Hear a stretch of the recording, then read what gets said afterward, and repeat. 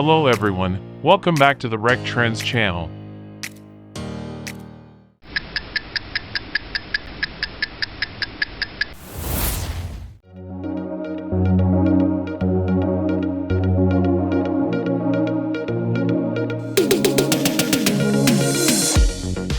According to the company, it will introduce a variety of electrified SUVs on its new rear-driven platform and 3 new all-electric vehicles on its more compact front-driven design, which is already used by the 3 hatchback and MX-30 EV. It hasn't really discussed how the 33-year-old Roadster fits into that plan either.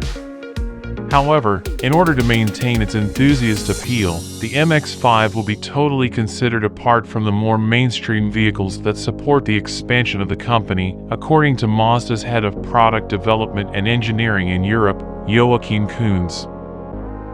It is always given very special treatment because it is our brand emblem, Kunz said to Autocar. The size, design, and combustion engine of this car make it seem as though we will always have them. Eventually, we will have to electrify it, but for now, we want to maintain the original idea. Importantly, the firm has no plans to switch the MX-5 to its compact vehicle architecture because doing so would mean giving up its distinctive rear-driven design. Kunz noted that because the MX-5 is the baby of headquarters in Japan, where engineers are dedicated to carrying over its key qualities into new generations, Mazda's Europe branch has less influence over it than it does over other models.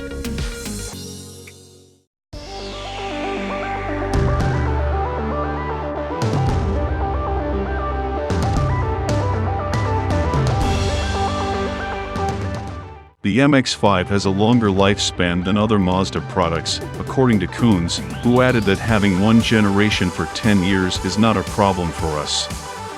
This means that the ND generation car's replacement may not arrive until 2024.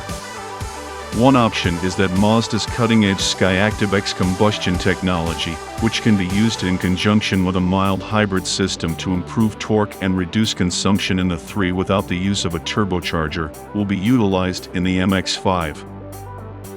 Thank you for watching.